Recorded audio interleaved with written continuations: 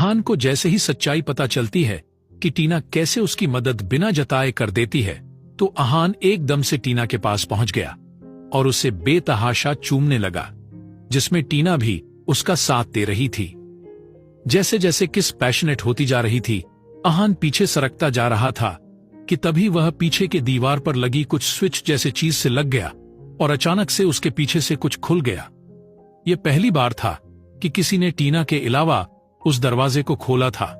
अहान उसके अंदर झांकने ही वाला होता है कि तभी टीना ने उस स्विच को फिर से दबा दिया और वह दरवाजा बंद हो गया।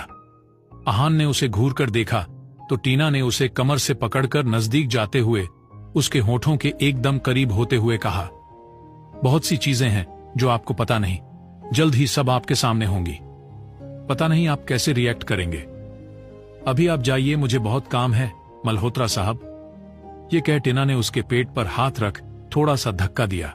अहान ने हल्का सा मुस्कुराया और बोला, यस बॉस, और वहां से बाहर निकल गया। टीना के टेबल पर रखी इंटरकॉम बजी और सिक्योरिटी इंचार्ज ने उसे कुछ कहा और यह सुन टीना ने अपना चेहरे के भाव गंभीर बना ली। तभी एक आदमी तेजी से टीना के केबिन के डोर को बिना नॉक किए खोलने लगा तो अहान पीछे से आवाज दिया।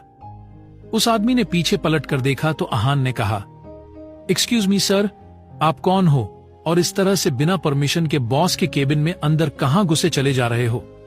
उस आदमी ने कहा, how dare you stop me, do you know who am I? No one dares to stop me, I am Vishal Singh. आगे कुछ और भी बोल पाता तभी मायरा ने पीछे से आते हुए हल्का सा मुस्कुराकर कहा, I am sorry mister Singh, mister Malhotra यहां के नए एम्प्लॉई है और उन्हें नहीं पता कि आप कौन हो। आप जाइए, बॉस आपका इंतजार कर रही होंगी, मैं इन्हें समझा दूंगी। यह सुन विशाल अहान को घूरते हुए डोर को धक्का देकर अंदर जाते हुए कहा, पहले इसे बारे में बताओ और उसके बाद इसकी औकात समझा देना। बहुत उड़ रहा है, इसे जॉब से निकालने में जरा सा भी देर नहीं लगेगी।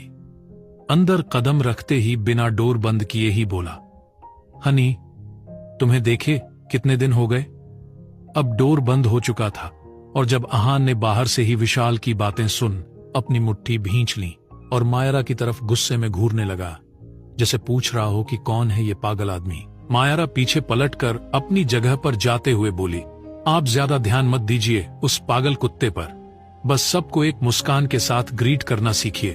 अगर आपको उस आदमी के बारे में पता करनी हो तो आप खुद ही बॉस से पूछ सकते हैं। अहान टीना के केबिन की डोर को गुस्से में घूर रहा था और विशाल ने जैसे टीना से बात की उस पर ही गौर कर रहा था। इधर टीना ने विशाल को अपने सामने की कुर्सी दिखाते हुए कहा, बैठिए मिस्टर सिंह, इधर उधर की बातें करके अपना और मेरा टाइम वेस्ट मत कीजिए और जल्दी से बोलिए कि क्या बात है जो आप खींचे चले आए। विशाल कुर्सी में ना बैठते हुए केबिन में यहां वहां चक्कर लगाने लगा जैसे कुछ ढूंढ रहा हो। तभी टीना अपनी जगह से उठकर खिड़की की तरफ चली गई और बाहर देखने लगी। तब उसका पीठ विशाल की तरफ थी।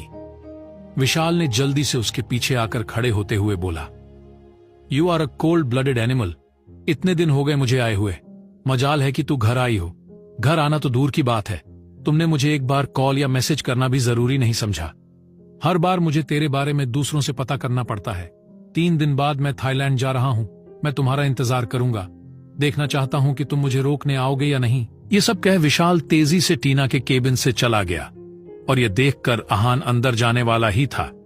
तभी मायरा ने उसे रोककर कहा, वेट अ मिनट, पहले मुझे देखने दो। अहान ने सिर हिलाकर हां में जवाब दिया तो मायरा अंदर चली गई। टीना केबिन में कहीं नहीं दिखी तो वह थोड़ा और अंदर गई तो पाया कि टीना वॉशरूम में थी। मायरा वॉशरूम के पास गई और बोली, it's okay Tina, we will fight back. इस आदमी आगे कुछ और बोलने ही वाली होती है, तभी टीना वॉशरूम से बाहर आते हुए सख्त आवाज में बोलती है, क्या हुआ, क्यों चिल्ला रही हो? मैं ठीक हूं। मायरा टीना के पीछे जा रही थी जो अपने मुंह पोंछते हुए अपनी जगह पर जा रही थी। मायरा ने कहा, मुझे पता है तू हमेशा ठीक हूं बोलती है, लेकिन मुझे पता है कि तू ठीक नहीं है। क्यों खुद को इतना स्ट्रांग दिखाने की कोशिश करती हो? हमेशा आगे कुछ और बोलने ही वाली होती है। तभी टीना अचानक पीछे मुड़ गई और मायरा को एक झटके से अपनी बाहों में भर लिया और रो पड़ी।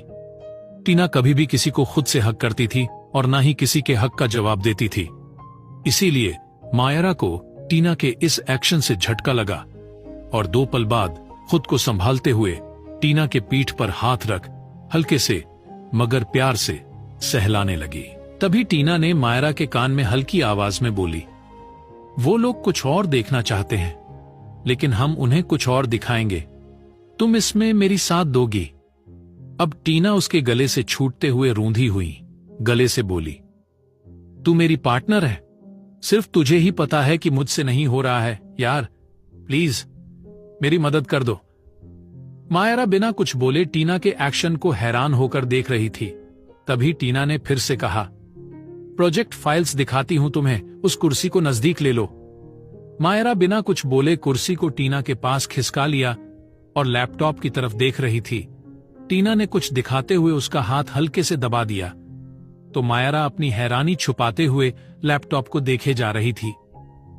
लैपटॉप में एक वीडियो प्ले हो रहा था जिसमें विशाल केबिन के अंदर आते ही टीना के टेबल के नीचे कुछ लगा दिया और वह एक स्पीकर की तरह दिख रहा था।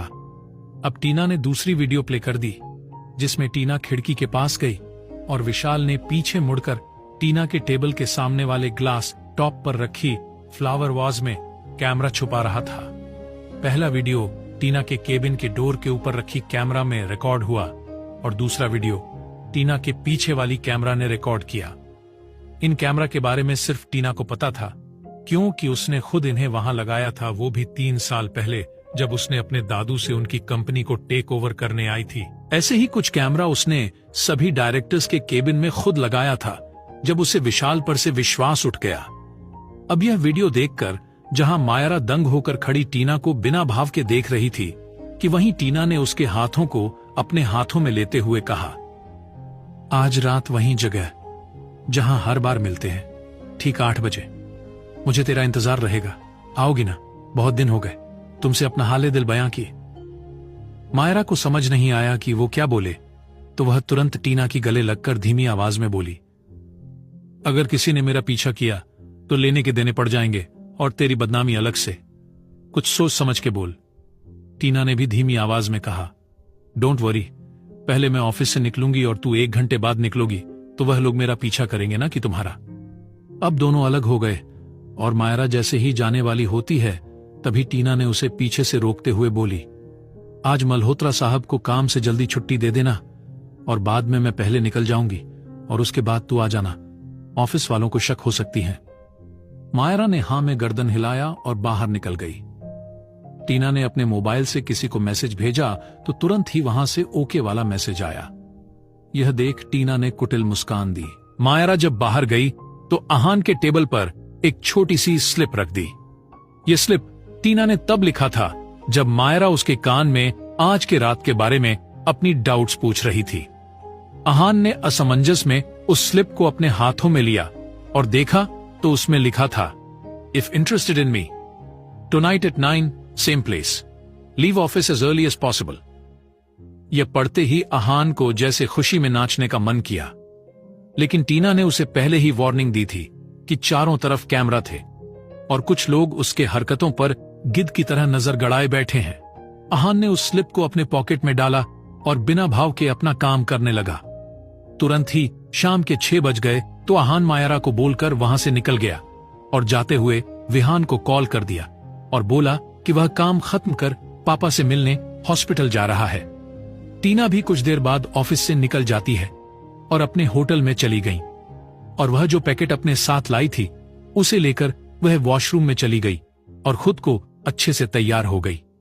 कुछ खाना मंगाया खुद के लिए और आहान के लिए। आहान भी अपने घर गया और खुद को अच्छे से तैयार करके कैब लेकर होटल के लिए निकल गया और रास्ते में एक लाल गुलाब का बोके लिया। उसे पता नहीं कि टीना के उस रंग के फूल पसंद है या नहीं, फिर भी इस तरह से किसी लड़की से मिलना उसका फर्स्ट टाइम था, इसीलिए वह बिना सोचे समझे गुलाब ले लिए। खाने की ट्रॉली एक वेटर ले आया। तब टीना कमरे में अकेली थी। वेटर ने ट्रॉली वहां छोड़कर निकल गया। बाहर निकलते ही वेटर ने किसी को मैसेज कर दिया तो वह आदमी जिसने मैसेज रिसीव किया उसने अपने लैपटॉप खोला और किसी ऐप में कुछ टाइप किया। और टीना के कमरे का कैमरा ऑन हो गया और उसे टीना सामने बेड पर बैठी दिखी। वह आदमी खुश हो गया। दरअसल वेटर जब खाने का ट्रॉली लाया तब खाने के साथ साथ एक कैमरा भी था, जिसे जब उस आदमी ने ऑन किया और रिकॉर्डिंग की शुरुआत की तब से टिक टिक की आवाज कर रही थी। उस आदमी ने लैपटॉप में देखा टीना अपनी जगह से उठकर खिड़की की तरफ चली गई। कुछ देर बाद टीना पलटकर वॉशरूम चली गई। थोड़ी देर बाद टीना फिर से आकर उसी जगह खड़ी हो गई। 2 पल बाद उसके कमरे की घंटी बजी और टीना तुरंत आकर डोर खोल देती है। सामने खड़े इंसान को देखकर वह हैरान हो जाती है और वह उसे गले लगाती है। उस आदमी को वीडियो में देखने से उस इंसान का बैग दिख रहा था और उसके कपड़ों और आवाज से लगा कि वह एक लड़की है। टीना ने कहा, क्यों इतनी देर कर दी बेबी आने में? कब से मैं तुम्हारी ही इंतजार कर रही थी। उस लड़की ने फिर से टीना को गले लगाते हुए लाइट्स बंद कर दी और बोली, हनी, तुझे पता है ना मुझे लाइट्स ऑन रखना पसंद नहीं। क्यों तुम बार बार भूल जाती हो? टीना ने कहा, आई एम सॉरी बेबी, फिर से भूल गई। आइंदा से कभी नहीं करूंगी। चलो शुरू करते हैं। उस लड़की के आने के बाद कमरे में लाइट्स बंद हो गई, जिसकी वजह से उस आदमी को कुछ नहीं दिख रहा था। फिर भी वह उसी अंधेरे में देखने की कोशिश कर रहा था। तभी खिड़की का पर्दा खुला और बाहर से चांदनी पूरे कमरे को रोशन करने लगी। उसी रोशनी में टीना और उस लड़की दोनों की परछाई दिखने लगी और उनके करतूत भी। 1 घंटे के बाद जब सब खत्म हुआ तो दोनों ही आहें भर रहे थे। उस आदमी ने किसी को कॉल किया और कहा, रेडी टू गो। ये कह उस आदमी ने वीडियो बंद किया, अपना लैपटॉप को पैक किया और अपनी जगह से उठकर बिना किसी को अपना चेहरा दिखाए वहां से निकल गया। ये कमरे में उस कैमरा की टिक टिक आवाज आनी बंद हो गई तो टीना जोर जोर से हंस पड़ी। तभी उस लड़की ने कहा, मैडम, आपके इज्जत का फालूदा हो जाएगा अगर वह वीडियो बाहर निकलेगा तो। टीना ने अपनी हंसी को संभालते हुए कहा, तुम उस बात की टेंशन मत लो, मैं मैनेज कर लूंगी। अभी तुम निकलो यहां से, मुझसे मिलने कोई आ रहा है। उस लड़की ने टीना को छेड़ते हुए कहा, अरे वाह मैडम, इसीलिए तुम हीरोइन की तरह सज धज कर तैयार हुई हो। ठीक है, फिर चलती हूं। कहते हुए वह लड़की वहां से चली गई। थोड़ी देर बाद कमरे की घंटी फिर से बजी। क्या दरवाजे पर अहान था या कोई रिपोर्टर्स जो टीना को बेनकाब करने आए हैं? जब अहान को इन सब के बारे में पता चला तो क्या होगा इसका रिएक्शन, जानने के लिए सुनते रहिए।